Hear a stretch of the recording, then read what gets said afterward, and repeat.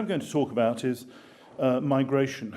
I've written a pamphlet on it, copies of which are downstairs if you're interested to pick them up on the way out. It may seem slightly perverse to talk about migration at a time when the economics crisis, the Eurozone, the issues today which you're considering about the referendum here in Ireland are so dominant in looking at the future of the European Union. But I argue fundamentally that the case for the European Union is the case for international cooperation in trying to address problems that exist in a wide range of different fields, and a case for strengthening international cooperation in a number of those areas. And I've chosen to talk about migration because it's a subject whose political implications are absolutely enormous, sometimes extremely poisonous.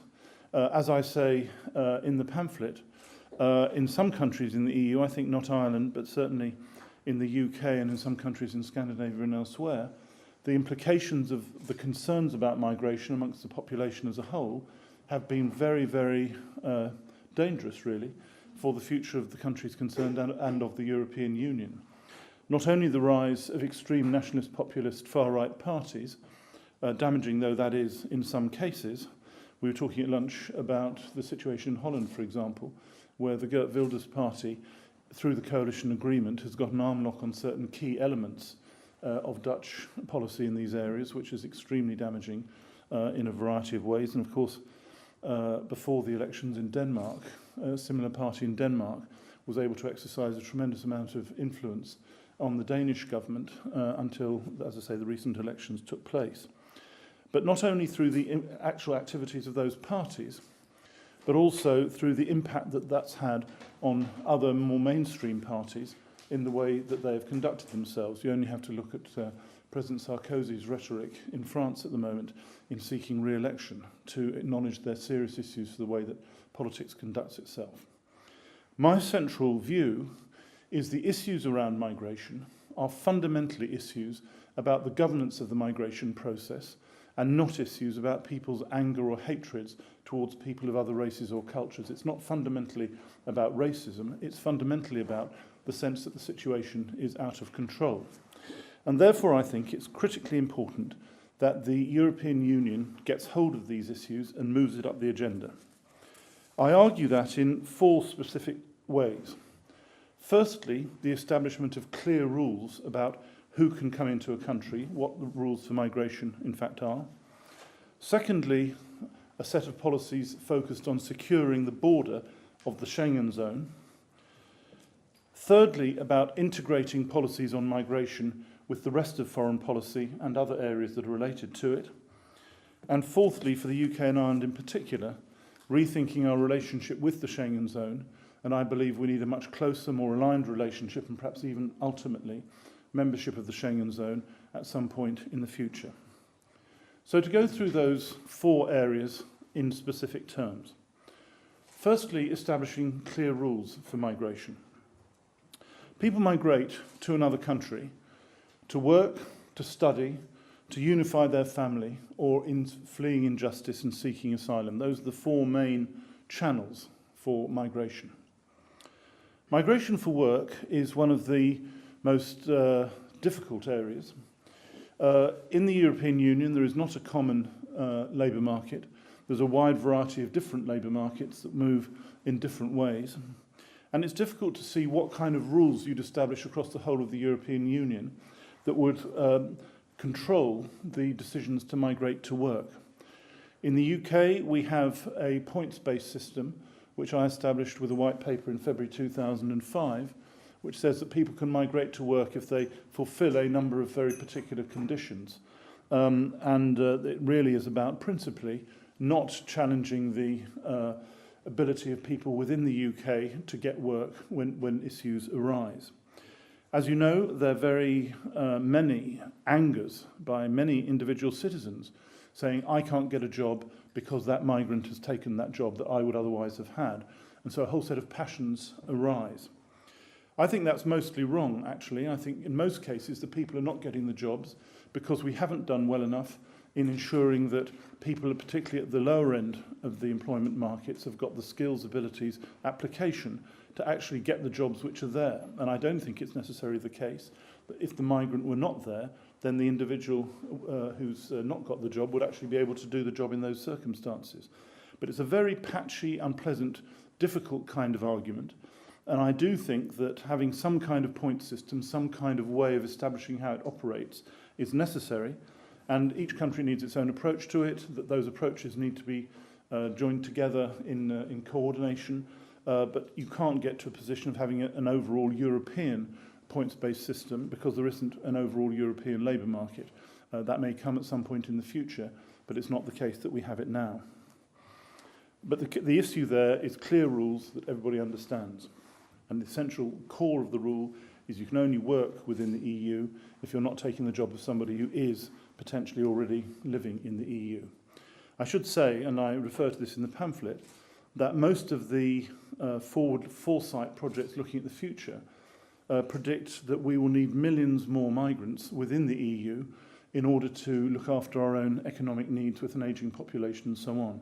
A commission chaired by Felipe González, the former Prime Minister of Spain, estimated that by 2050 we needed an extra 50 million people working in the EU, mostly coming into the EU from migration, in order to ensure that we could run the economy of the EU successfully. Now that may be true, it may be false, the figures, you can have lots of speculations about it, but fundamentally the main role of migration to work has been to strengthen economic activities, to strengthen economic progress, rather than to work in the other direction. As far as migration to study is concerned, this has been a very controversial area in the UK. I myself believe that it's a key element of the British economy that we should encourage people to come to Britain in order to study. We're very successful at doing that. People come from throughout the world to do it. We're seen as having a very high-quality university system. We have the benefit of the English language. I think that's true for a number of Irish universities as well, where it's an important element of the Irish economy too. And I think there's a significant case for excluding students here for relatively short-term periods from the overall statistics of the migration figures altogether. It's been very hard fought in Britain. The new government has sought to bring a number of changes to control it, which universities say are threatening the fundamentals of their economic existence in a variety of different ways. And I'm broadly on the university side in this area. But I don't think more regulation is needed at the EU level to deal with it, but what we do need is a different way of understanding the contribution which students bring to our economies in different countries within the EU. But I think particularly the UK and Ireland are in a strong position in that regard. The third area where clarity is needed is about family reunification. This has been an extremely controversial and difficult area. It's the area where, in the Dutch example I mentioned earlier, the extreme right parties have made enormous propaganda out of the various rules that are seen to exist. They claim that through polygamy people can be brought into the country and paid for by the state who otherwise wouldn't be able to. By the way, not true. They claim a whole set of relationships very distant of a particular migrant who's arrived in Holland, get the right to be in Holland and thereby become, quotes, a burden, unquotes, on the state, even though that is in fact also not the case. But it is the case that there's a massive variety of different rules across the whole of the European Union about what family reunification is. Does it include bringing your elderly parents to come from India, let's say, to live in the UK? Does it include a spouse? What is a spouse? Is it a living together partner? Is it somebody underage? Is it a related? Is it an arranged marriage? If so, in what form? And there's a whole variety of very different rules which apply across the European Union. And I argue here that I think there's a very strong case for having a system which is pretty universal across the EU, where everybody understands what the entitlement of a family member to come and live with their family is, all, let's remember, guided by the operation and the legal judgments of the European Court of Human Rights in deciding what the right to family life is, which is a core international right which has to be established and will, of course, be tested in court, and that it should be fairly narrowly defined. I think it's a very difficult area, this, because there are many, many individual heartbreaking cases that can arise in different circumstances. But the reason why I think it's important to have a clear set of rules and a fairly tightly defined set of rules agreed across the European Union is that I think that without that clarity, many citizens believe that people have been coming to the UK, to Ireland, to wherever, without having really a close relationship with the person who's living in the country. And that gives rise to a set of these passions and concerns which are very difficult to deal with. So I argue there needs to be a tighter EU regime. The Commission has been trying to do this for some years, but many governments within the EU are not prepared to take action in these areas, and I think it's an area where people should be prepared to. The fourth area through which people come to the EU is through the asylum route. And this is a very difficult and controversial one. Everybody agrees, I say everybody, almost everybody agrees, that people who are fleeing, for example, a civil war or some oppression in a particular country should have the right to asylum. That's a fundamental human dignity for people to be able to live without fear of torture or without being in a life-threatening situation. That requires they have to live somewhere and that they should therefore be able to seek asylum. But what has happened is that on the back of that, firstly, there are literally millions of people seeking to come into the EU to claiming asylum, who in fact at the end of the day are not likely to get asylum and don't get asylum because they're so-called economic migrants looking for work or whatever it might be, trying to come in under the work route. But in fact, when they get to the EU country which they're seeking to come to, they don't get their asylum claim agreed, and they don't therefore have the right to live in the country where they are. But once here, it's very difficult to return them to the country from which they originally came to the EU. And it's a constant tension and issue.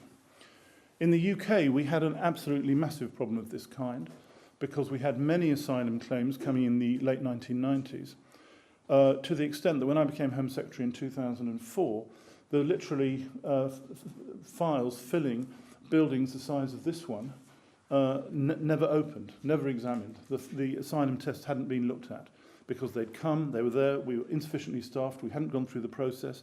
It was an absolute outrage, both to the asylum seeker concerned and to the country as a whole.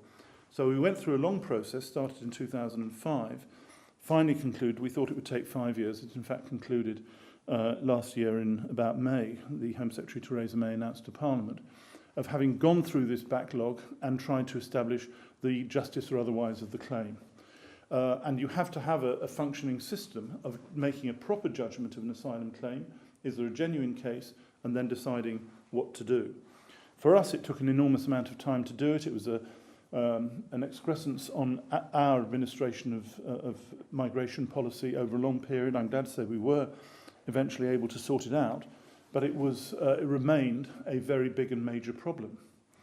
There remain other similar problems. For example, the European Court of Human Rights decided last year that people couldn't be returned to Greece because the conditions under which they were held in certain Greek detention camps were so unacceptable on any human rights basis that simply it was against the legal rights of that individual to be returned to such a place, a fellow member of the European Union, I should emphasise. So there are a set of criteria which should apply about asylum seekers, about taking the decision properly, about taking the decision quickly, about operating it in an effective way, about operating it in a way which pays respect to the Dublin Convention signed in this city, which require that people are considered, their asylum case is considered in the country in which they arrive in the EU and is dealt with on that basis and is carried more widely, which gives rise to a lot of concerns from a number of countries in the EU, the countries where people arise, that they have to deal with the problem and other countries where people don't arise don't have to deal with the problem. And that's an issue which needs to be sorted out in this process as well. As with family reunification, there's been an aspiration at the level of heads of government and heads of state at the EU to sort out a common asylum policy for the EU for some years now, never able to be taken on, never able to be sorted because the individual major governments wouldn't address it. Again, I think in terms of the confidence of the populations themselves of the country, feeling that there is a process by which this is really being properly managed, properly governed, properly sorted out is absolutely essential. So my first category of issues which have to be sorted out is about getting absolute clarity and transparency about the rules which govern migration into the European Union. Migration to work, what's the basis? Migration to study, migration to unify with your family, dealing with asylum claims. And there has to be clarity that the average punter in the street actually understands fundamentally what the rules are, understands that they're transparent, understands that they're being enforced. There's a major issue about enforcement I'll come back to in a moment, of what do you do in the event of somebody being in the country, arriving in the country, but not then being able to be returned to their original country of origin, despite the fact they're considered not to have a right to stay. But I'll deal with that in just a second. But I believe one of the most important steps we could take in terms of marginalising the far right in European politics is to get clarity of what the rules are for all these channels and to ensure that they are fully understood and then, of course, fully implemented. The second big category is securing the borders of the Schengen zone. At the moment, there are 2 or 3 major weaknesses in the borders of the Schengen zone. The biggest is around the river Evros, which is the river between Greece and Turkey, where, as of a year or so ago, according to Frontex, the border agency set up in the EU, 90% of those people coming illegally into the EU were coming across that river there. A big percentage when you think about it. The other major areas where people had been coming was from Libya across to Lampedusa in Sicily and to Malta, across from North Africa, across the Mediterranean, and from Senegal and West Africa to the Canary Islands and then to Spain. Those were the big routes of migrants coming illegally into the EU.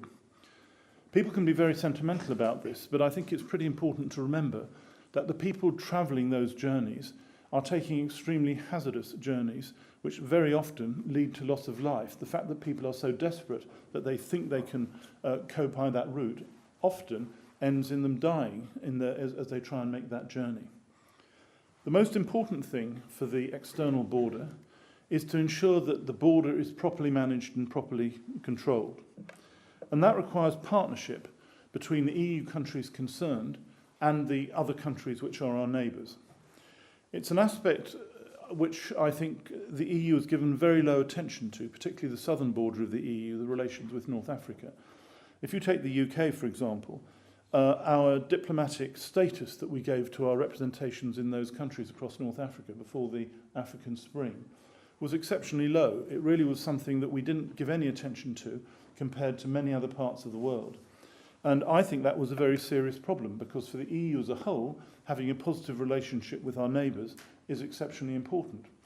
And in the particular question I'm talking about here of border control, you can't really do it like a fortress, of establishing your fortress and saying you can't come over our wall. You can only really do it in partnership with the country concerned. And it's very important to note that many of the people who come over the borders are going through those countries rather than, in fact, are citizens of those countries. So if you take the people coming from Turkey into the EU across the River Evros into Greece, a very small proportion are actually Turkish. I've got the figures in the pamphlet if you're interested. But they're coming from farther afield, from Southern Asia, from Afghanistan, a wide range of other countries. And they're going through, it's a transitional place, is Turkey, coming on into the EU. Similarly, for people coming from Libya, while Gaddafi was still there, and West Africa, there were people coming from sub-Saharan Africa. They weren't citizens of Libya or Senegal who were going straight into the EU. Those places were seen as the places through which people would travel if they were trying to migrate to the European Union. So those countries have a very strong interest in a proper relationship about controlling the border. What it demonstrated was when such an agreement was made between Senegal and Spain and the EU, and between Libya and Italy, a very controversial agreement that was between Berlusconi and Italy and Gaddafi. Lots of questions about what was money changing hands or whatever to stop the whole position. Actually, literally tens of thousands of migrants didn't move across in that border as had been happening in the past. The counterexample, Greece and Turkey, was of the difficulty of Greece and Turkey, for all the historical reasons in the relationship between Greece and Turkey, coming to an agreement on these questions. And that led to the fact that you still have a major issue there that needs to be resolved. So it's necessary to understand the border, to implement the border, to carry it through.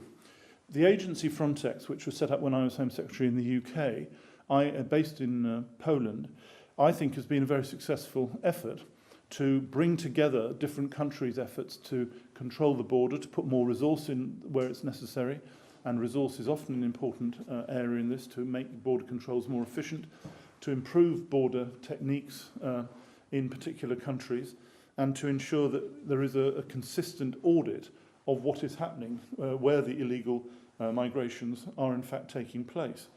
And they do this audit, Frontex, and if you look at their annual reports, you'll see a detailed analysis. You were raising over lunch how it was with the Baltic states and what had happened between Estonia, Latvia, Lithuania, and the countries to the east. And their story, as with Ukraine to Germany, I beg your pardon, Ukraine to Poland, is broadly speaking that those borders are pretty firm now. That wasn't the case, as you rightly said, 5 years ago, but have become firmer and more solid. But I think there are a whole set of technical measures which are necessary in order to ensure that the border is in fact secure. And I put strengthening Frontex very high, strengthening national government supports for Frontex very high, ensuring the countries where people are most likely to migrate into the EU, the southern European countries, get genuine support from countries in the north of Europe, such as ourselves, in terms of putting resource in to help strengthen their ability to deal with the situation.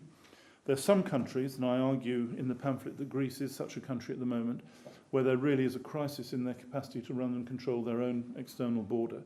And a situation arose last year where Germany started putting in controls on flights from Athens into Germany because they had such low level of confidence in the ability of of Greece to control its own borders. And at the end of the day, unless countries do control their own external border, then other countries will see political pressures building up in order to ensure that they themselves are confident that the people coming into their country are people who are entitled to be there. And so the interest of the whole of the EU in ensuring you have a strong external border is very strong. And I emphasise a strong external border in cooperation with the neighbouring countries to the EU. And I particularly identify the southern border across the Mediterranean. I also think as part of this, it's very important for the EU to be pretty clear about what its ambitions are. If you go to a gathering of diplomats, not from the Irish Diplomatic Service, who are well known for their reality and firm-headedness in any issue that comes around, if you come across UK diplomats at any rate, you find people have got all kinds of ambitions of extending the EU across the world. So you start talking about bringing Georgia into the EU and, more seriously, Ukraine into the EU. And we can just civilise those countries if they'll come into the EU and take the models of the past. I think this is a mistaken outlook. I think we have to start looking at the EU as a place and securing the borders. Now, what that means is carrying through the decisions which have already been taken. The decisions which have already been taken are that Croatia should join the EU, and now that finally appears to be absolutely at its final stage. Next year, I think Croatia will join the EU. There's been a decision that the Western Balkan states should join the EU, and we had the decision just last week that the Serbia accession process would take place. Kosovo remains a major outstanding question, and dealing with that, in my opinion, should be a foreign policy priority for the EU to resolve it. I'm pleased that the Schengen zone has agreed visa-free travel for the Western Balkan states into Schengen. Doesn't apply to either Ireland or the UK at this stage, but that was a negotiation which essentially said we will give you visa travel into Schengen if you strengthen your control systems within your own countries about who comes across your border, who gets the documents and so on. And that was basically a carrot and stick approach, which has led, I believe, it's being monitored by the EU as we speak, and there'll be comments as to how well it's worked at regular intervals, to a significant improvement in those countries being able to control, in the Western Balkans, being able to control their own movements of people. But I would say that Croatia obviously will go ahead, moving as fast as possible to bring the Western Balkan states, including Kosovo and Serbia, into the EU, remains very important. Big EU countries don't like this. Sarkozy has been pretty questioning about it. Even Merkel has been fairly questioning about it. The UK isn't exactly whooping about it.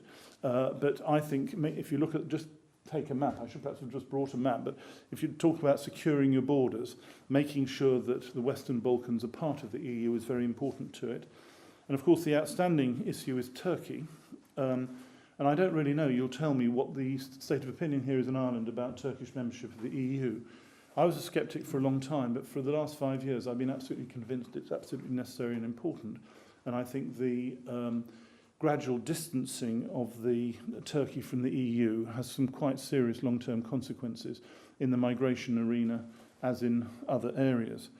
There's a delegation next week after next, to see the President of Turkey, which unfortunately, from a think tank, which unfortunately I can't be on, which they've asked me to go on, to talk about changing the relationship on migration with Turkey, which would be very important, would help us secure our borders as well. So my second big category, my first big category was the clear rules, work study, family reunification, asylum. We need clear rules. My second big category is to secure the Schengen border, and I say that means being clear about where the borders of the EU are going to be, getting as fast as possible to establishing that, having a border strengthening regime with Frontex and elsewhere which puts resources in to make it happen, and having good and strong neighbourly relations with our neighbours in order to make sure we work properly with them. And I think we're a long way short of that in each of those areas at the moment. My third area is integrating with foreign policy. Migration should be the most obvious foreign policy aspect. It's about people travelling from one country to another. And you'd think that people would say, well, that's pretty important for us to be addressing. All I'll say is from my experience in government, I'm sure it's better here, the relationship between the Home Office, or the equivalent of the Interior Ministry, and the Foreign Office was a pretty patchy one in terms of getting a common approach on these areas. We were able to get it for a period, but it still remains a very difficult problem. It ought to be the case that when we're talking in our relationships with other countries, let's say for the sake of argument with Morocco, or with Turkey or with China, that the question of migration should be pretty high on the list of the bilateral issues that needs to be addressed and discussed. However, that's pretty rarely the case. If you look at the people who are coming illegally to the UK, some of the big places from which people are coming, China, Nigeria, we've got a relationship, but it hardly seems to feature in the overall economic relationships that take place. And the most damaging aspect of this is the question of what's often called returns policy. And here the problem is very, very simple. If an individual gets into the UK by whatever process, coming in under Eurostar, being smuggled in a container, by the way, also leading to great tragedies. When I was first police minister in Britain, we had the awful tragedy of 50 Chinese people being killed in a container crossing the channel. I saw the inside of the container afterwards. It was a deeply shocking experience. And the people so desperate to move that they are putting their lives at risk in the most horrific of ways. But of course, when they get into the country, question, can they be returned to their country of origin if found that their asylum claim is not sustainable, and so they don't have the legal right to return? Often, the answer is no, for a whole set of reasons to do with the law of the land, the operation of the European Convention on Human Rights, and a wide range of particular issues. This is much more general than the particular case that's taking place in Amman in Jordan today, where the British Home Secretary Theresa May is discussing whether Abu Qatada can be returned to Jordan or not. That's a very, very particular case. But actually there are tens of thousands of people where the issues of returns is a very sharp issue. And if you're looking to come to the EU, the gamble that says we'll get into the EU by whatever means and then hope that I can't be returned to the country that comes because the legal position will be too difficult, too problematic, it's not a bad gamble. And so in those circumstances, people are prepared to take these extraordinary risks in order to be able to do that. And until you can get to a state of affairs where people are actually able to be returned, then it's very difficult, in fact, to convince anybody that you're really enforcing your migration policy in an effective way. I remember talking to the Turkish Interior Minister when I was Home Secretary about this, and we finally made an agreement that 30 people a year might be returned from the UK to Turkey, a tiny, tiny proportion of the total number of people you were talking about. His position wasn't unreasonable because many of the people who'd come from Turkey into the EU, as I said earlier, weren't actually Turkish citizens. And so what business was it going back to Turkey? In a more extreme case, the question of documents is a highly relevant one. I remember going to Manchester Airport. People were arriving at Manchester Airport and they destroyed all their documents on the plane. They got off the plane, no documents, didn't even know the language, what was the position, what country do you come from, don't understand you. And they were simply returning to where became an entirely relevant question. Now, these are matters where I think the returning of people who are here illegally. A second related point, people trafficking. The people trafficking gangs are very dangerous and very effective. Serious and organised crime is a major issue. The two big issues of serious and organised crime are drug dealing and people trafficking. And can we get proper, effective, coordinated international police action to attack the main criminal organisations which are involved in this? I think these are matters for overall foreign policy consideration, and the home affairs aspects have to be part of what is being done internationally. Moreover, I think if the EU as a whole, in particular its major countries, were in their relations with these countries to say this is a priority for us, which at the moment we don't, generally speaking, then I think we'd find it relatively easy to get agreements which would make the whole situation work more effectively. There are links to trade and aid policy. It's possible to put a conditionality in, that's very controversial, which says unless you sort out these aspects of what's going on, we're not going to give you aid, we're not going to have proper trade agreements. Lots of people don't like that and think it's wrong. I think they have to be properly linked together. And the whole question of aligning visa policy also is relevant in that area. Finally, in terms of integrating with foreign policy, I do think some of the legal issues need to be re-examined. Both the European Convention of Human Rights and the Refugee Convention were post-war legal instruments established in quite different circumstances to what exists now. And I think looking carefully at how those operate in the modern world is very important. I'm pleased myself that the British government under Ken Clarke has decided to use its presidency of the European Council of the Council of Europe at the moment to try and reform the operation of the European Convention of Human Rights. Whether they'll succeed or not, I don't know, but I think it's very important. And I'd also argue as an aside that the law of the sea is an important area which also needs reform in these areas. So my three first points are: get the rules clear, who can come into the EU. Second, strengthen and secure the Schengen borders by the means that I've described. Thirdly, integrate justice and home affairs policy, in particular migration policy, with your overall foreign policy and give it that level of priority. And my final point is a particular for the UK and Ireland in relation to the Schengen zone. I understand the reasons why we decided many years ago that we weren't going to join Schengen. We felt the sea would protect us against all those horrible people coming by land. But I think that the White Cliffs of Dover, to take my UK example, I'm not quite sure what the Irish equivalent of the White Cliffs of Dover is no longer a reliable guide to foreign policy and how we should operate. The fact is, if you examine the people coming into the UK, the overwhelming majority are coming in by air or by the tunnels or by train and not by sea. And we just should acknowledge that we're part of this landmass and we should work in that way. And the security actually comes, as I said earlier, by much stronger relations between the UK and Ireland, I would say, though I defer to this company as more accurately. You understand the situation better here than I do, by being much more closely part of the Schengen zone than we are now. There is a whole set of cooperations which exist on data sharing, which is very important in terms of control of these areas, on visa issuing and so on, where it's entirely possible to align what we're doing much more strongly. There's a big issue, which will come up in the next year or so, as to whether the UK government decides to pull out of about 60 agreements under Justice and Home Affairs that were, there's a decision, there was an opt-out, but that opt-out ends in about 2013, 2014, and the British government's going to have to decide what it does in relation to those areas. And there's already a group of backbenchers on the Conservative side in Parliament saying because it's European, we want to get out of it.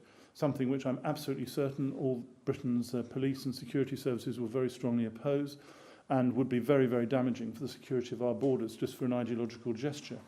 But that will be a real issue. And I would argue that strengthening those data sharing and information cooperations, aligning our visa issuing between Schengen and the UK and possibly Ireland is very important.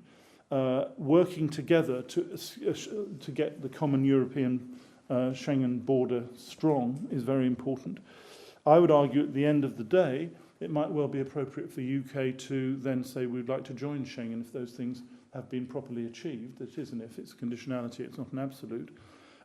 Because I think they would give us a stronger ability to control our own migration processes and deal with serious and organised crime and so on. And I think the basic argument for staying outside Schengen is based on a historical fantasy and illusion, which is simply no longer true.